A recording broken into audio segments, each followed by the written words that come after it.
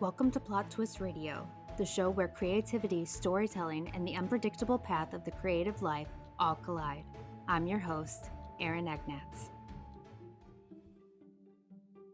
Welcome back to Plot Twist Radio. Today's guest brings curiosity, compassion, and a deep love of asking better questions to everything he does. Bill Hulseman grew up in the Chicago area as the youngest of 10 siblings, a beginning that may explain his lifelong interest in community, justice, and understanding how people make meaning in the world.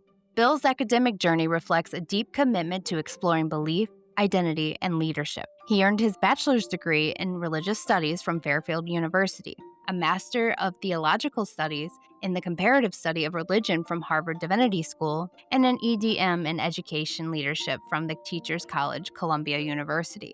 Professionally, Bill has spent his career at the intersection of education, ethics, and institutional change. Bill lives in Seattle with his husband, Jonathan. Across every chapter of his life and career, he brings a clear-eyed commitment to inclusion, thoughtful leadership, and creating spaces where people are seen, heard, and valued. I'm thrilled to welcome Bill Hulseman to Plot Twist Radio. Bill, it is wonderful to have you. If you want, could you go ahead and introduce yourself to our audience? I'd be happy to. My name is Bill Hulseman. I'm a ritual designer and facilitator and author. I'm based in Seattle, Washington. And I just published my first book, Six to Carry the Casket and One to Say the Mass, which is a collection of essays about identity, drawing on my formative experiences, my thoughts, my professional and personal experiences to understand how we shape identity. So that's me in a nutshell, very, very short nutshell. Very cool. I have to say, I love the title. Where Thank did you. that come from? I took the title from the title of one of the essays in the book that's about my mom. My mom had a way with words. So much of the book is about my mom. The relationship between my mom and me is really throughout the book. You know, I play with lots of different topics. I explore lots of territory, but it really comes back to the world that my mom introduced me to, and the skills that she gave me, and also some of the damage she did. But you know, it's the whole picture. But she had a great way with words. She was Irish Catholic and was really pithy, had a pretty dry sense of humor. Now, I'm the youngest of 10 children. And when people, that's the look that people usually give, like, oh my God. So when my mom would get that response, she would have some quip to like shut the conversation down and jump tracks. And she'd say, well, if someone would be like, you have 10 children. And she'd say, well, they're from my husband's first marriage. And then they'd calculate, wait, aren't you your husband's first marriage? But by that time, she had already moved on to something else. But I'm among my siblings, we have 7 brothers and 3 sisters. And people would really guffaw at that. Like, oh my God, you have 7 sons? And her response was always, well, God gave me 7 sons for a reason.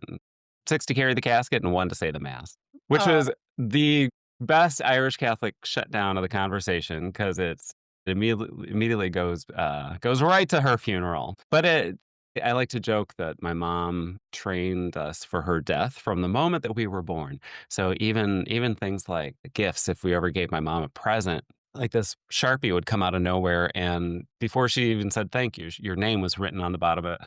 I've got a vase here that I gave her, I think when I was like 15. Can you see my name on the bottom? So this was her way of making, or she'd say, well, I don't want these kids fighting about stuff when I'm dead. So little things like that, and would prepare us for her death from the moment we were born. But that phrase always really struck me almost like an invitation or kind of a prophecy. It was like, my first identity is, well, I guess I'm the one who's going to say the mass, because the first 6 were definitely not headed to seminary. I had that sort of in the back of my mind, but I was genuinely interested in religion, and I studied theology, and I was a campus minister and a religion teacher. And I think my mom saw like a prophecy coming to fruition, like, oh, I'm finally going to get a priest. She never got a priest, so I'm ultimately a disappointment. But it was always it was one of my first identities, and it really spoke to my relationship with my mom and my mom's sense of humor. So that's why I chose that title for the book. Well, that is interesting. She sounds like she was very quick with the words. She was famous for phrases, almost like quips, or they almost sounded like proverbs. Like she'd say them and like, is that a thing? Did somebody say that? If people were having an argument, but they were basically saying the same thing, that happens a lot, right? And she would just, you'd look to her for an opinion, and she'd say, well, semantics is the problem with the world today. And it was like, well, that's not helpful to the conversation, but what is semantics? Like, so little things like, Just throw you off your game a little bit. Exactly. Well, I love that. As I was reading your bio, it said that you were also an educator, which is cool because I'm also an educator. I'm, a professor, but I saw that you were a principal, which is fun but stressful. Those are 2 words that apply to it for sure, yeah.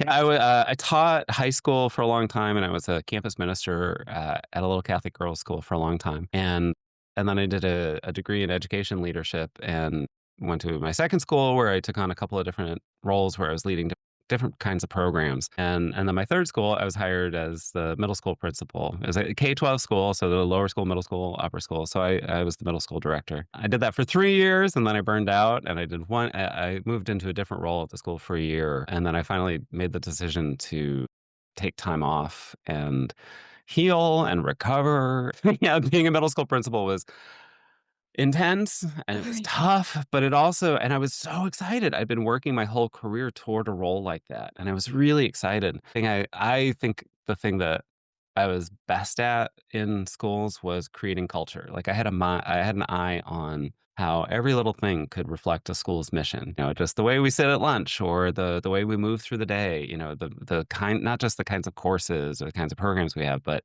every little interaction should be a reflection of the mission of the school. So I loved looking at communities like that and looking at different opportunities to shape relationships in a positive way. So I was really excited for that role, but my mom died after a long illness, but my mom died 2 days before the start of school that year. So I missed the first 2 weeks of being a middle school principal, which is, in schools, it's like the start of the year is so important for, setting the tone, establishing relationships, and sort of offering a direction for everyone to look and keep moving. And I never got my feet on the ground that first year, just because I was so caught up in my mom's death. So the second year, I thought, okay, the second year, this is going to be the one. I'm going to hit my stride. This is going to be great. My sister died very suddenly a couple weeks before the start of school, and so that really threw me off. And my dad died a few months later, so it was 3 real gut punches. Felt really close together, and anybody who's experienced any kind of grief can relate. Everything falls apart, and I didn't want to rush to put things back together. I want to, okay, well, I've fallen apart. It's time to figure out how do I want to put the pieces back together? Maybe I don't want to put all the pieces back together. So that's why I took time off to recover, to heal from the grief, but also to figure out, all right, well, what do I want to be when I grow up? I was Right. 44 years old, and I'm like, well, I wonder what's next. But it really, when people say it puts things in perspective, when you lose something or you have a big traumatic experience like that, yeah, it does. That's not a flippant insight. It really, if you let it rock you, really good things can come out of it, even though it's really painful and really shitty in the meantime.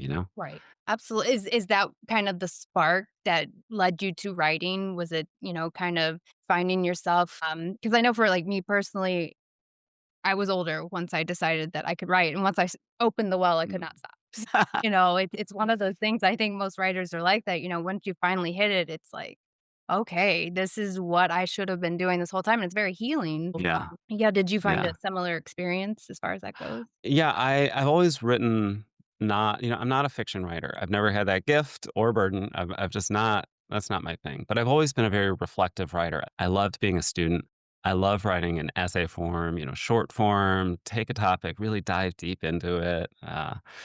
So I always use writing as a kind of reflective tool, and especially for when I was a teacher and administrator, my writing was mostly for my schools and for my students. I was writing curriculum. I was writing communications to families. I was writing pieces for the school.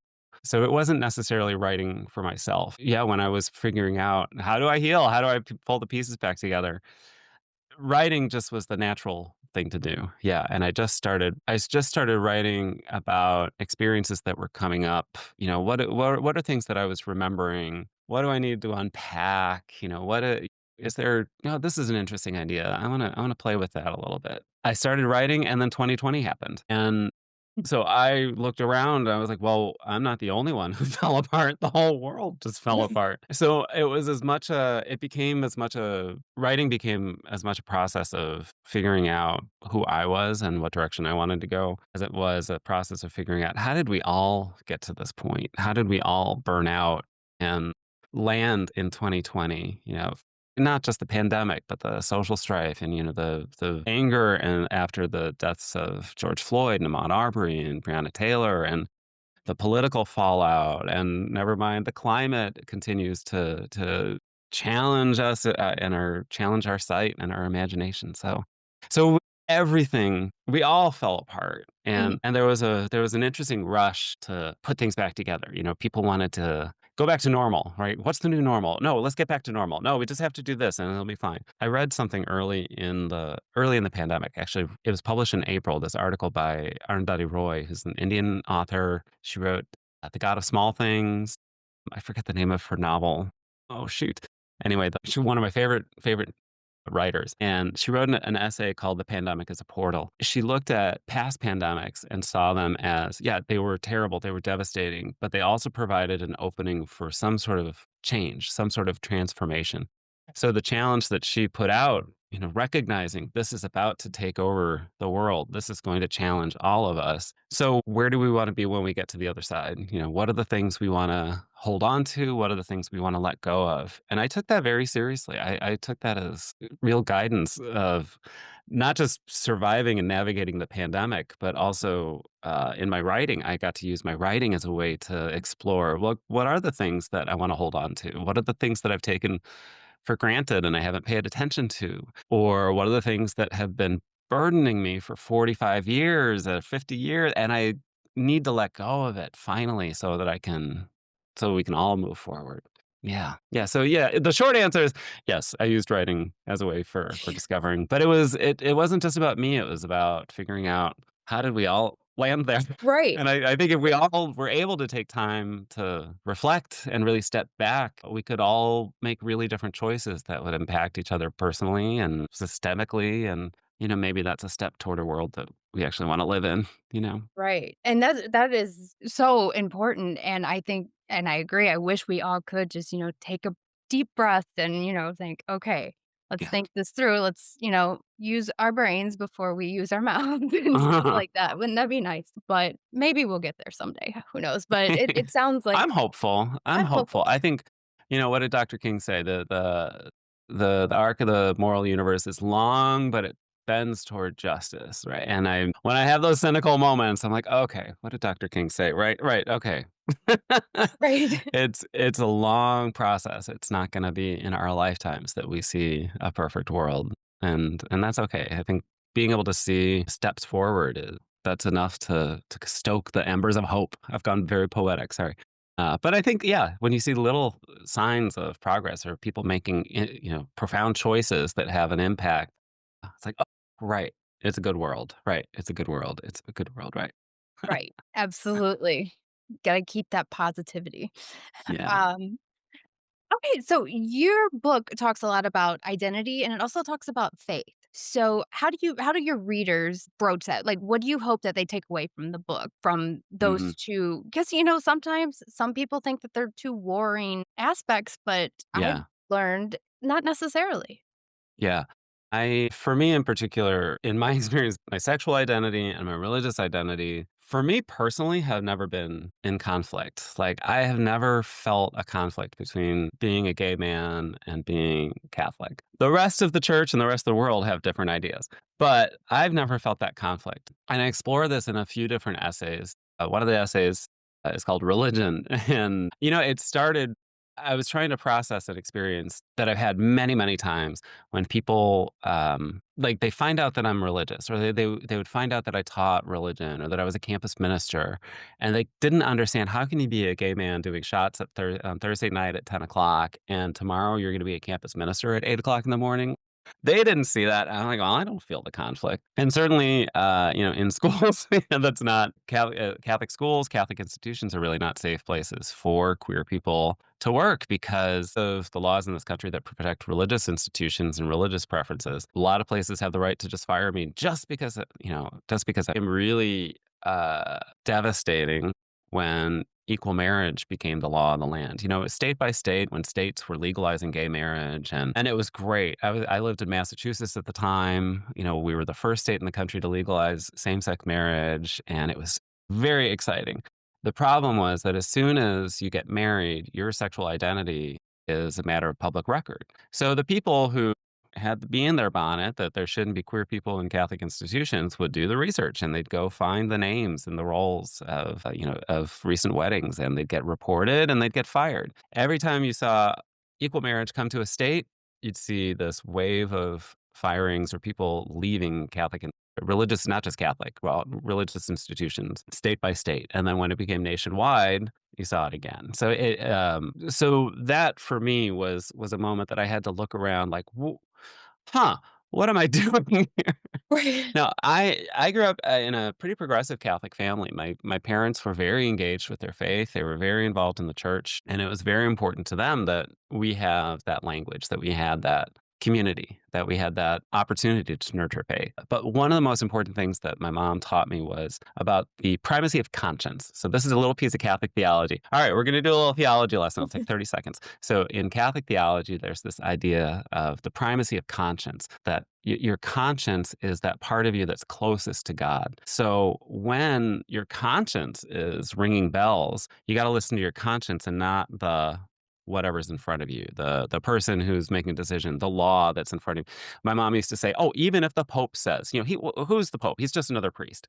And so even if the Pope says it and your conscience says that's wrong, you have to listen to your conscience. That's your duty as a person of faith. So when I started to understand my sexual identity, it felt so right. It felt so natural. And I never felt the conflict. I thought, well, this is right. And even when I came out to my parents, that was the language that I framed it in. I said, I have never felt a conflict. This is not a painful thing for me, but it's a painful thing for a lot of other people. And well, I guess I have to navigate your painful minefields. And that's not just my family, but anybody who has a problem with my sexual identity. It's like it's not my problem. It's your problem. But working in Catholic schools for a long time, it was, especially once same-sex marriage became, more widespread and better accepted, and once, people were being fired right and left. Of course, it didn't make the headlines because it was all very hush-hush. Mhm. Welcome to the Catholic Church. But that really created a crisis of conscience for me. There's another essay that it's called Dan Savage Ruined My Life. And I tell the story about when I went to a conference and heard Dan Savage speak, the sex writer, columnist, podcaster, Dan Savage. And he started the It Gets Better project to collect YouTube videos from out people to send the message to kids, it gets better. And it was in response to a spate of suicides, teen suicides.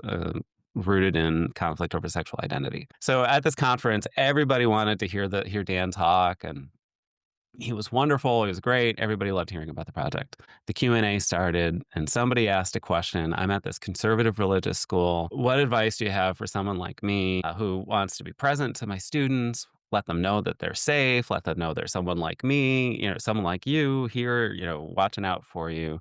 So what advice would you give to teachers like me? And he took a minute, and everybody in the room was like, yeah, this is exactly what we want to know. And he kind of cocked his head and he said, "You're not going to like my answer." He said, "My advice is to get your resume in order, because you think your presence there is sending the message that they're safe, but you're really sending the message that it's okay to leave part of yourself at the door on the way into work." And I was sitting there with a couple of colleagues, and it hit me like it was just a dagger to the heart.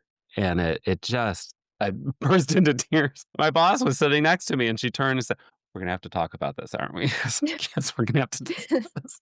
And it really, it put a laser focus on the conflict that I was feeling. And I had never thought about it that way. I really saw myself as an educator, as I can move the needle in the church. I'm a gay campus minister, and I can introduce, I can bring things in. I can be a different face of the church for my students. But after hearing Dan's insight, I couldn't help but feel complicit in an unjust institution, and that's really when I started pulling back, and I started looking. I got a job year and a half later at a not Catholic school, and so that was very exciting. And the first thing I did was put up a safe space poster in my office, which I couldn't do in a Catholic school Really? without even the most. I worked in progressive and inclusive places, but it was one of those things that was perceived by some people as promoting homosexuality or promoting, LGBTQ life. And so it's not, really conservative places, you can't put up a safe place. Is that Like, anyway, so that was my big rebellion. As my first job as my first act as a middle school principal, I could put up a safe space poster in my office, and that was a big moment for me. Yeah, that's kinda weird that that is such a controversial statement. It's just, I know. that seems Yeah, pretty, like, you wanna be welcomed, and middle school is yeah. such a difficult I have 2 middle schoolers right now. God Such a bless you.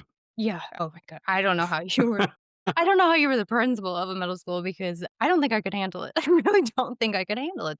Well, They're wild.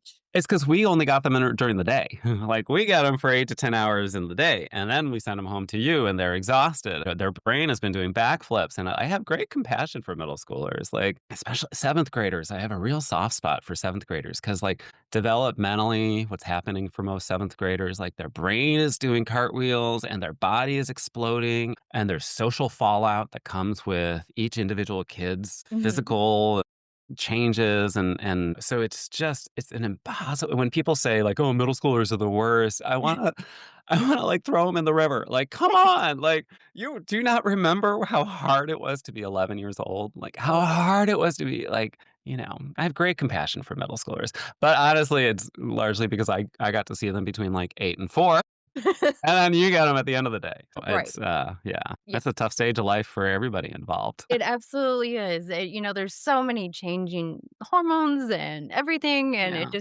everything seems to hit at once, and yeah, truly. it's people like you that keep them going because, like I said, I could not do it. Not at all.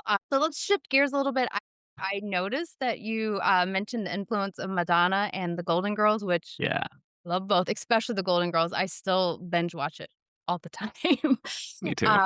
So how did the pop culture serve as a kind of alternative education for you, I guess? Yeah. The whole 3rd part of my book is dedicated to the people and the places and the experiences, movies, books that gave me language to understand myself, that gave me language to navigate the LGBTQ, the alphabet mafia, as we joke about it. How to, these are the people, these are the experiences that help me see myself where I couldn't see myself anywhere else in the world. Visibility and representation is so important. And I think people who are in the mainstream in any way can take that for granted, and it's if you're marginalized in any way, any glimpse of yourself, any morsel of that world is, especially for my generation, it was so exciting. It was just delicious. Like, we would eat everything up. So I started paying attention to pop culture not just as a, "Oh, this is fun," but pop culture as, "This is really what we're thinking and feeling as a world, as a society." And when artists who, there are artists doing high art, and they're influencing other artists and influencing people, and great. But, like, they're not on MTV at 4 o'clock in the afternoon, or they're not on prime time on Thursday night, so you're not capturing as many people as possible. I started paying attention to ways that, and really loving ways that people use mainstream arts and experiences as avenues to move the needle, to introduce different ways of looking at things. So, and the Golden Girls I grew up with, my earliest memories with the girls are sitting on the floor in my mom's bedroom playing Scrabble with my mom and watching the Golden Girls. And I told you I was the youngest in my family. My mom was, I think, about Rue McClanahan's age. So she was the youngest of the 4 Right. girls living in the house. But it was, the comedy was about all these old women. And I was like, wait, my mom's like her age. She's not old. I didn't think she was old. So Right. I had a different perspective on the girls too. Like, so I started to see when they would be pursuing careers and, like, navigating a sex life and navigating conflict. I was like, "Oh, wow, that's what my mom and her friends do, and these are the conversations that I overhear." My mom's, so it has always been there, but then looking back, and yeah, I also have girls on a constant loop. Laundry day, Mondays are laundry day for me. And I just got the girls on constant loop in the background. So I just restarted a couple last week. I think I just made it to the end of season 1 again for like the 9 millionth time. But really, the girls were pretty bold at the time. Like, you watch episodes now, and they're laying the groundwork for arguments we're still having. They Yeah. were offering perspectives that we're still grappling with. And for queer representation, that was a big deal. And now, and the queer characters on the Golden Girls, Mhm. not believable. Like Jean, Dorothy's friend who comes and is a lesbian and has a crush on Rose, like, oh, come on. The guy who plays Clayton, Blanche's brother, there's no gaydar going off around that man. But what was so valuable is that queer people got to see their worlds represented. So those people weren't necessarily accurate, but the girls' reactions set a model for queer people's families. I think about, and you think about the people in the 80s, especially dying of AIDS and abandoned by their families. And the girls were leaning into it and embracing. They had a couple episodes, leaning into HIV and AIDS education and embracing queer people and showing people, yeah, you might be uncomfortable with this.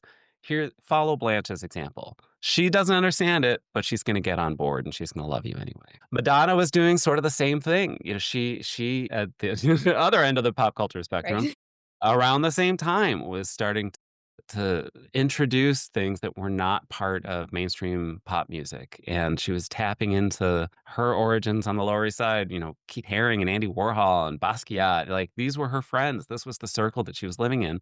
And she brought so much of that into mainstream pop music, and it's subtle and it's graceful, and people talk about her as the identity artist. She's always revealing a new identity, and I always think that's a powerful metaphor too. She explained it that she wasn't recreating herself, she wasn't reinventing herself, she was peeling back layers. Every album, every persona of Madonna, she's peeling back another layer. That to me is always the message of like, oh, we've all got layers too. And like, oh, what layer do I need to reveal this time, here today? Or what does this experience let me see? How does this let me see myself differently? So growing up with Madonna, like as a guide, particularly someone who very provocatively combined, faith identity and sexual identity, that was really formative for me. And I started to see her, in grad school, I did a whole project on Madonna. I was so excited. I did a close reading of the Ray of Light album because it, brought spirituality, Kabbalah and Hindu spirituality to electronica and dance music and then the dance floor. That was very innovative. But the ideas that came along with it too, it was incredibly powerful. So I treated it as almost like a scriptural text. Like I looked at the lyrics, I looked at the music, I looked at the videos as what is the bigger story she's telling? What can I take away from this to become a better version of myself or to become a better person in the world? It was a very powerful experience. So even like sitting on the floor with my mom watching the girls, or like seeing Madonna for the first time on Channel 44 at 4 o'clock in the afternoon, their after school music video hour, those planted seeds that continue to serve me, that continue to propel me and enthuse me. I love that. I love that. I mean, you displayed that so perfectly because, with the Golden Girls, like you said, they kind of pushed the envelope, but they were a little gentler. Madonna's like, Mhm. here we go. Exactly. They're 2 different, entertainment, whatever you wanna call it, facets, but they're also Mhm. teaching you the same lesson, and honestly, they broke so many barriers. The '80s broke so many barriers, and we're better for it. Well, I Yeah. mean, I love that. Those are 2 of my favorites, so And I they were responding to the cultural moment too, right? And you think about like the Reagan administration and the AIDS crisis, like Reagan's administration laughed at people suffering from the AIDS crisis. right. So they were both responding clearly to some other thing. I look around today, like what's Chapel Roan going to feel like in 10 years? Like, is she planting seeds in response to this moment that we're in now that we're going to continue? I think we're going to be listening to the Rise and Fall of a Midwest Princess for decades, the way that people listen to Like a Prayer, or because she's responding to this moment in such a powerful way and giving us, like, I can't tell you how important Pink Pony Club was for me.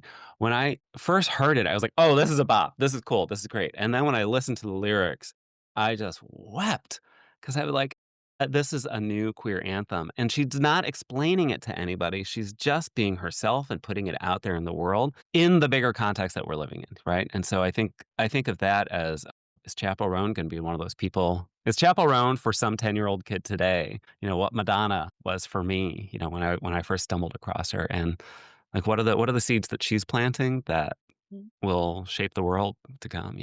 I love it. Yeah, absolutely. That is so true. It has been an absolute pleasure. I cannot wait to read your, essays. They just seem so emotional. I can't wait. Mm.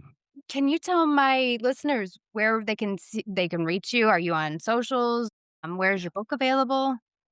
Yeah, my website is billhulseman.com, and that's got information about my ritual design work, and it's got a couple of pages dedicated to the book itself. So, Six to Carry the Casket, One to Say the Mass, you can find at any bookstore. You can order it through your local independent bookstore, bookshop.org, also Amazon, Barnes& and Noble, all those things. And I'm also on the socials at Bill Hulseman Ritual on Instagram and what's that called? Oh, Facebook. Facebook, yeah.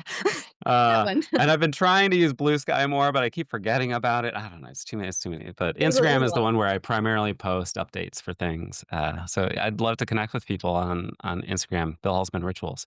Uh, Okay.